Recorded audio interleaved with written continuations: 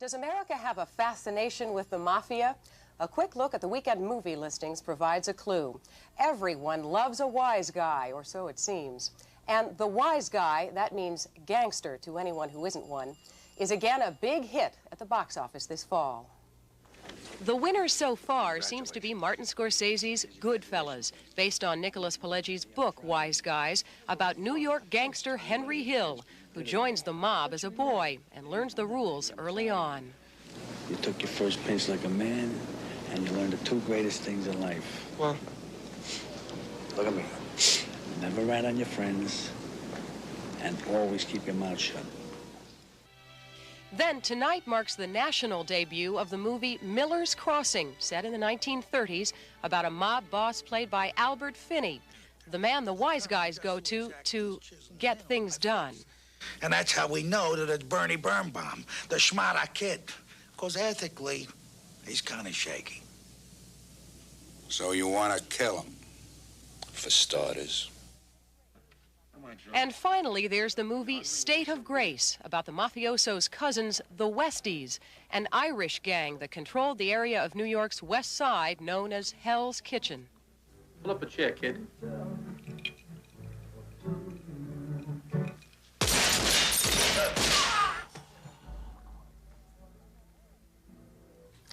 Quick work. There are several more of these in the works this fall. And, of course, Godfather Part 3 is going to come out on Christmas Day.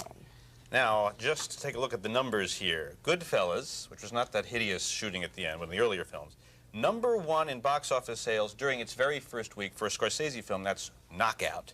The second week it slipped to #2, but as of Monday, October 1st, Goodfellas has had gross earnings of about $15 million in 2.5 weeks. It's playing on 1,300 screens. This is very, very good music to the financial ears, anyway. That's right. Yeah. Joining us now to talk about our fascination with the mafia is film critic Gene Siskel, and in London, author Nicholas Pileggi, who co-wrote the screenplay for Goodfellas with director Martin Scorsese. And welcome to both of you. Nick, what is so irresistible about mob films? I think there's a form of controlled violence and a form of controlled battling that goes on, and I think there's an appeal to that rather than the kind of random violence you often see in films today. What do you mean by controlled violence? Well, when the mobs control their little territories, you find that the murders that take place are usually about business. That's usually a line you're going to see in most of the films. I think the thing that has the general public absolutely terrified today is not that kind of controlled mob violence, but the kind of random violence we see in drive-bys in California and the kinds of random murders you see on the streets of New York. I had a feeling that you were going to be saying something like this, and I chose the most famous, maybe the most perfect example in movies to illustrate that point, which, by the way, I have to confess to the persons who made the movie, we did edit. Let's take a look at this.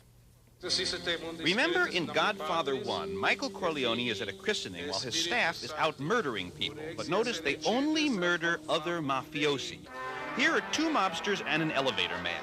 Notice they shoot only 1, 2, that's the mobsters, not the elevator man. Next, here's a mobster and a masseur. The mobster has to die, of course, but not the masseur. The next mobster is carefully trapped alone in a revolving door. Very neat killing there. The next one, though, I think is definitely sloppy planning. This mobster is in bed with what we have to presume is an innocent bystander, and yet she dies. Finally, you've got 1, 2, 3 mobsters, this is the third, who die on the courthouse steps. Everybody else is hiding or quite safe. So let's recap now. Of 9 murders, 1, 2, 3, 4, 5, 6, 7, 8 are purely business. Only 1 is an error, which isn't really very bad. And that's pretty much what he's talking about, All right? in one day's work. Right. Although I do get the impression lately that things have changed in these movies. That we're not seeing these classic emperor types who hierarchically control everything and restrict the violence. But well, I think that the exciting part of the Scorsese film, Goodfellas, based on Mr. Pileggi's book, is that these guys are not heroic. They don't have much of a code, as it turns out. That with the arrival, certainly, of drug trade and that big money, they're ratting on each other left and right. And I think what's exciting about this film, in addition to the filmmaking, is that it takes a real hard moral stance against these guys. They come off as creeps, scum, I think after you see a picture like Goodfellas and you are in a restaurant and somebody whispers, you know who that is? You know, I don't care. I don't want to be in the same place with them. They're awful. And I think, and I don't know if that was intended by Mr. Pileggi, but that's what this one film critic got out of the film. I'd be interested, Nick, if that's what you were trying to get. Well, what we were trying to do with this film was really, for the first time, was do almost a documentary about what that life is like. Most of the films, in the clip you just showed, is a wonderful film, and it's a saga, and it's fiction. It's based on a novel.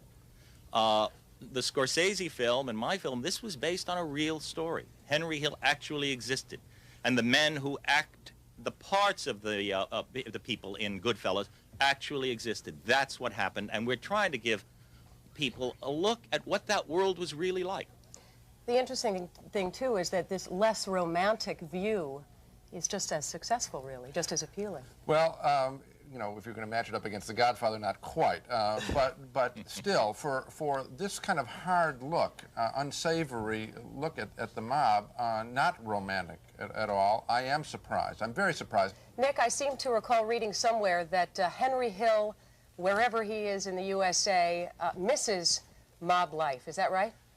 Yes, it turns out that that is right. I mean, I worked, it took about 4 years for me to get that book from Henry, usually meeting him in courthouses, meeting him under the protection of the Federal Witness Program, which would be the United States Marshals. And the one thing that struck me about him was, and about a lot of these guys, by the way, is that there was no remorse. He had no remorse. He had ratted out, as the language is, all of the people who had ever helped him, everyone who had ever, his mentor, his surrogate father, he ratted them all out, and his only feeling at the end of that entire experience was that he regretted having to leave the life. He was now going to have to lead an honest life, well, you know, and he found that awful. Edie told me a story that when she went to the movie, this makes me just a little nervous, I should say. She goes to the movie, and in the movie, one of the characters has a girlfriend, and the girlfriend is abused by another fellow. And this character goes over to the abusive fellow and hits him in the nose with the butt of a revolver over and over and over again. And the audience? And the audience cheered, quite literally. Cheered. Now, I'm wondering, Yes. what, you know, if it takes some kind of moral courage to show us somebody like this, what does it say when everyone in the audience is going, that's what I want. A lot of frustrated people all the time. They go to movies to work it off like that. They like when Schwarzenegger puts away in Total Recall the woman who is his wife and says, I consider this a divorce. Big cheers, and that a lot of people very frustrated. We know that. The divorce courts are full of frustrated people, so maybe there's a little bit of fantasy there. Well, we're going to see a lot more of that all through the fall. Thanks so much to both of you, Gene Siskel and Nicholas.